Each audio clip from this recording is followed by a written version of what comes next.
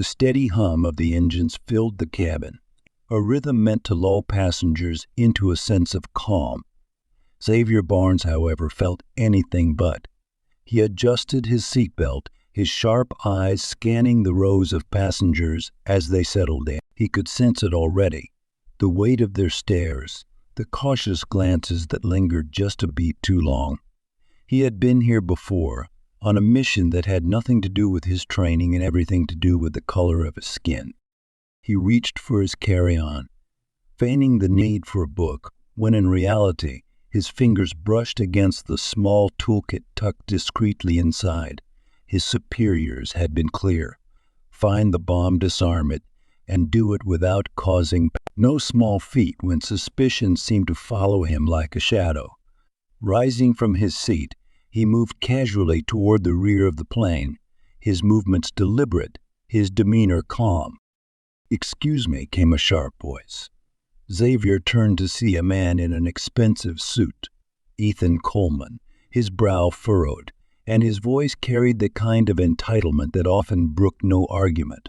"Are you lost, or are you just exploring?" Xavier's lips curved into a neutral smile.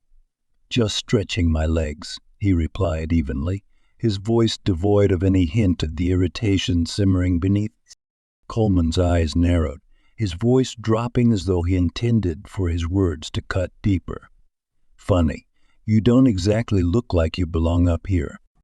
Xavier held his gaze for a moment, refusing to give the man the satisfaction of a reaction. Instead, he continued toward the restroom, his focus undeterred. As he passed, a flight attendant stepped into his path, her smile polite but, "Sir, is everything all right?" Michelle Harper asked, her voice tinged with caution. She wasn't subtle about her quick glance at his hands, as if expecting him to be holding something dangerous. "Just fine," Xavier replied, his tone clipped. But her lingering presence made it clear that as he entered the restroom and locked the door, Xavier took a moment to steady himself.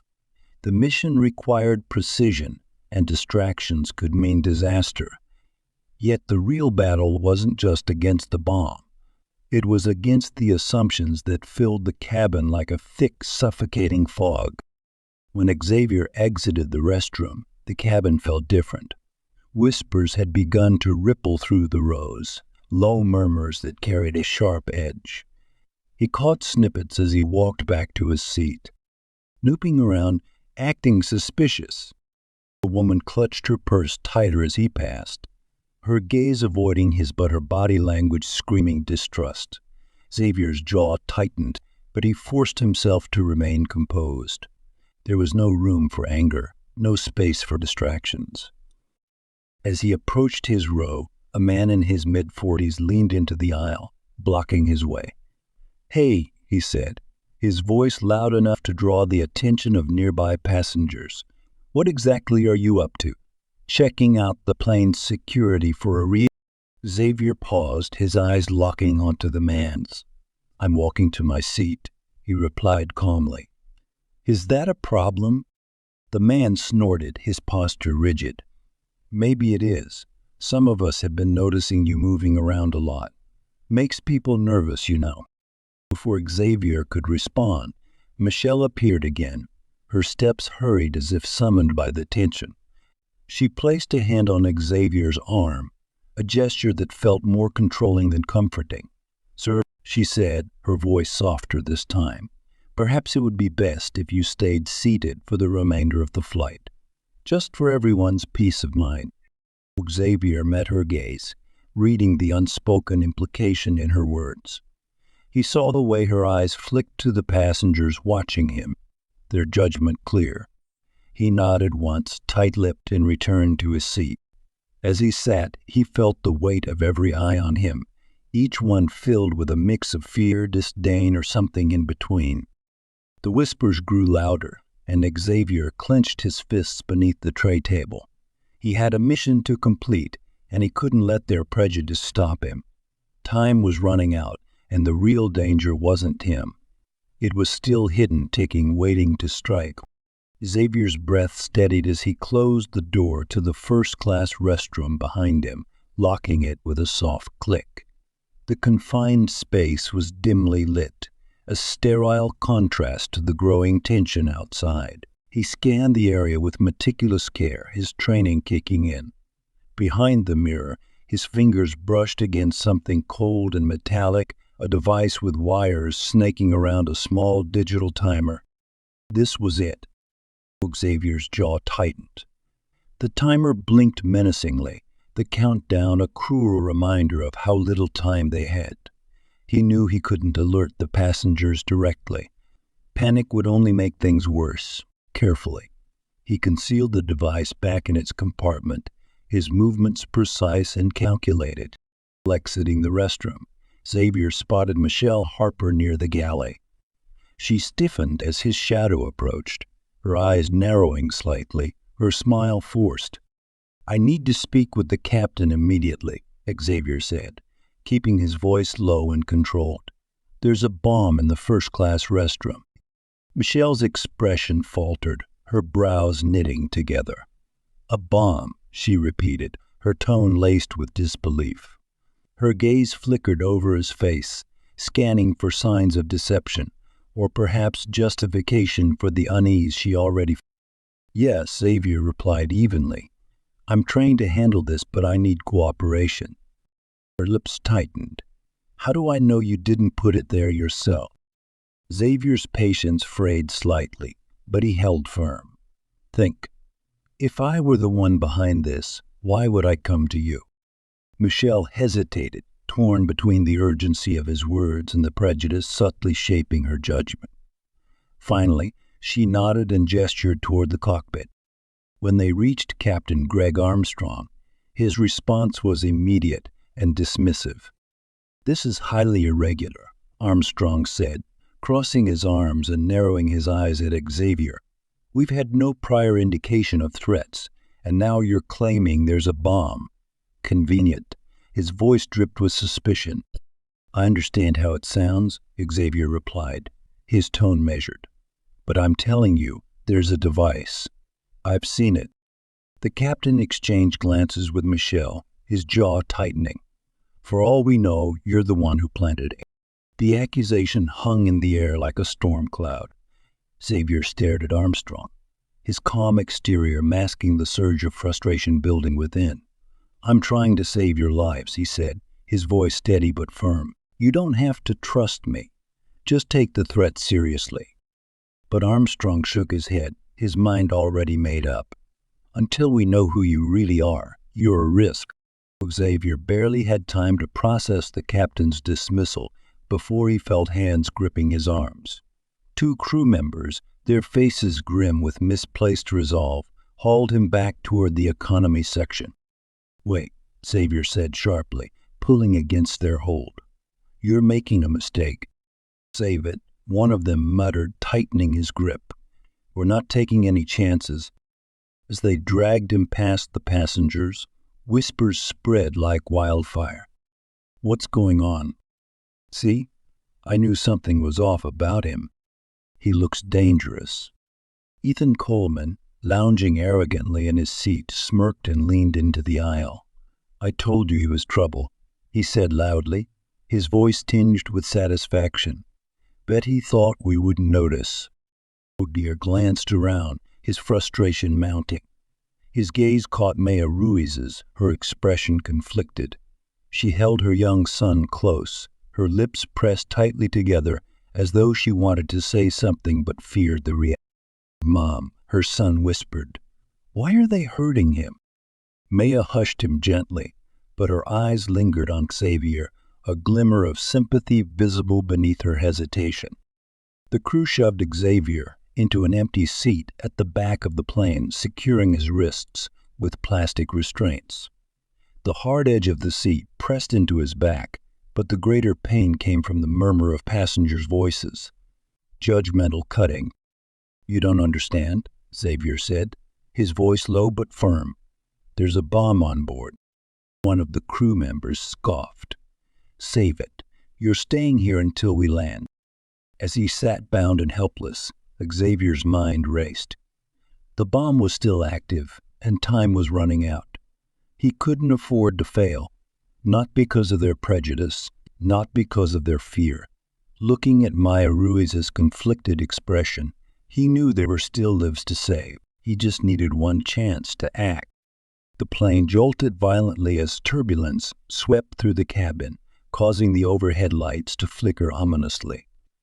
Gasps and murmurs rippled through the passengers as the once steady hum of the engines faltered for a moment.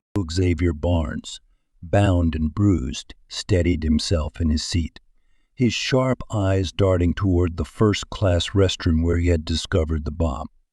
The faint hum of the device had transformed into a rhythmic, menacing beat. Michelle Harper, the head flight attendant, gripped a seat for balance as she approached Xavier with unsteady steps. Her face was pale, her earlier skepticism replaced by growing panic. She leaned down, her voice trembling but determined. Is it real?" she asked, her hands shaking. "Yes," Xavier replied, his voice steady despite the chaos. "It's armed, and if you don't let me disarm it now, we're all going to die." Michelle hesitated, her eyes scanning the restrained man before her. The weight of the decision was clear in her expression. Trust the stranger she had doubted or risk the lives of everyone on board. With a shaky nod, she pulled a small pair of scissors from her pocket and began cutting through the plastic restraints binding Xavier's wrists. Passengers watched in stunned silence, their earlier whispers of suspicion now replaced by wide-eyed fear. Ethan Coleman, the wealthy businessman who had been the loudest in his accusations, muttered under his breath but fell silent when Xavier. Once freed, Xavier rubbed his raw wrists briefly before rising with purpose. "Stay calm. Keep the passengers seated and quiet," he instructed Michelle, his tone commanding but reassuring. "I need space and focus." Michelle nodded, her professionalism snapping back as she moved to pacify the panicked crowd. Xavier strode toward the restroom, ignoring the piercing stares and murmured prayers that followed him. Inside the cramped space, Xavier examined the bomb. The countdown timer blinked relentlessly, its numbers ticking closer to 0. His fingers moved with practiced precision, tracing wires and circuits, sweat beading on his forehead despite his outside. The plane jolted again, causing a chorus of screams to echo through the cabin. Everyone remained seated. Michelle called out, her voice strained but firm. Xavier's breath slowed as he disconnected one wire, then another. The timer continued its countdown. 30 seconds, 20 seconds. His fingers hovered over the final wire, every nerve in his body. 10 seconds. With a swift motion, he pulled the last wire. The timer went dark. Silence enveloped the plane, broken only by the faint hum of the engines. The plane touched down with a bone-jarring thud, the tires screeching against the runway. Relief swept through the cabin as passengers clutched their seats, tears streaming down some faces while others whispered prayers of gratitude. Xavier sat back in his seat, his expression calm but distant.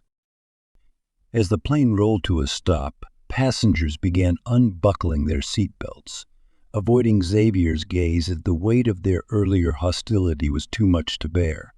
Ethan Coleman glanced at Xavier, his lips parting as if to speak, but he quickly turned away, shame evident in his expression. The captain and Michelle approached Xavier as passengers began to disembark.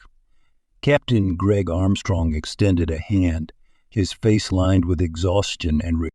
"Agent Barnes," he began, his voice laden with guilt, "I owe you an apology. We misjudged you badly. If not for you, none of us would be alive." Xavier shook his hand briefly, his expression neutral. "What matters is everyone is safe," he replied, his tone measured. Michelle's eyes brimmed with tears as she stepped forward. I don't know how to say this. I doubted you, judged you unfairly. I'm so sorry," she whispered, her voice breaking. Xavier met her gaze, his own emotions carefully masked. "Fear makes people act in ways they later regret," he said softly. Focus on what matters, doing better next time. Those passengers filed out. A Latina mother, Maya Ruiz, paused with her young son. She looked at Xavier with a mix of gratitude and shame. "Thank you," she said quietly, clutching her child's hand tightly. Xavier gave her a small nod, watching as she disappeared into the crowd. Standing alone in the emptying cabin, Xavier allowed himself a moment of calm. He had saved their lives, but the sting of their prejudice lingered, a reminder of the battles he faced beyond the threats he was trained to neutralize. Xavier stepped onto the tarmac, his boots hitting the ground with a satisfying thud. The crisp evening air cooled his skin, but it did little to ease the weight pressing on his chest. As the last of the passengers filed out behind him, some cast glances his way. Muted gratitude etched into their tired faces. Others averted their gaze entirely, unwilling to reconcile their earlier suspicions. The hum of engines from nearby planes filled the air, blending with the distant murmurs of the relieved crowd. Xavier's phone buzzed in his pocket. Pulling it out, he read the text with a jolt of unease. "Did you think they'd ever truly trust you?" His heart sank, the words slicing deeper than he wanted to admit. The memories of the whispers, glares, and outright accusations on the plane flooded back in sharp clarity. He clenched his jaw, forcing himself to focus. Before he could dwell on the implication, a sound pulled his attention upward. A sharp, unnatural whine followed by an explosion that lit up the night sky. The plane he had just saved disintegrated mid-air, a fiery plume of destruction raining down. The shockwave rippled through the tarmac, forcing Xavier to shield his face as a deafening roar filled the air. "No," he whispered, his voice barely audible beneath the chaos. The crew, the passengers. Around him, screams erupted. People ducked or froze in shock, staring at the inferno above. Emergency personnel scrambled toward the scene, their movements frantic. Xavier's phone buzzed again. With shaking hands, he glanced at the screen. "You were never the hero, Xavier. Just the scapegoat." Rage and despair churned in his chest. The mastermind had not just targeted the plane. They'd weaponized society's biases, knowing the seeds of mistrust would isolate him even after his victory. This was a game of chaos, a calculated strike at everything Xavier stood for. Returning to headquarters, Xavier expected urgency, clarity, a place where he could regroup and strategize. Instead, he found devastation.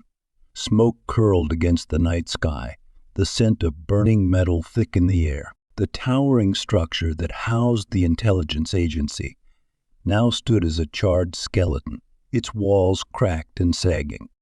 He approached cautiously, boots crunching on broken glass scattered across the entrance.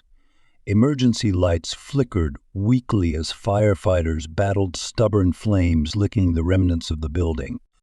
"This wasn't just sabotage," Xavier murmured, his gut twisting. His phone buzzed again. Hesitating, he flipped it open to find another text. "You can't save everyone, especially not when they see you as the enemy." The words ignited something raw within him. He'd faced doubt from his team before, questioned by people who should have trusted him implicitly. But now it felt as though the very foundation of his work was crumbling. As Xavier moved through the rubble, a wave of memories hit him. Mission briefings, camaraderie with colleagues, nights spent poring over intel, all reduced to ash in moments. A first responder stumbled toward him. "Sir, it's not safe here. Are you looking for someone?" Xavier shook his head, his voice steady despite the storm raging inside. "I'm looking for a..." His phone buzzed again. The new message chilled him to the core. "They'll always see you as a threat, no matter how many lives you save. But you already knew that, didn't you?" The mastermind wasn't just destroying buildings and lives. They were dismantling Xavier's purpose, using the systemic prejudice he fought against as their most effective weapon. Standing amidst the smoldering ruins, Xavier's resolve hardened. His fingers tightened around the phone as he stared into the darkness. He could feel the weight of every life lost on the plane and the agency. A final message buzzed in. The real war has just begun. Let's see if you can survive it. Xavier straightened, his gaze sharp, his determination unwavering. This wasn't just a mission anymore. It was personal, and he was ready to hunt the mastermind down no matter the cost.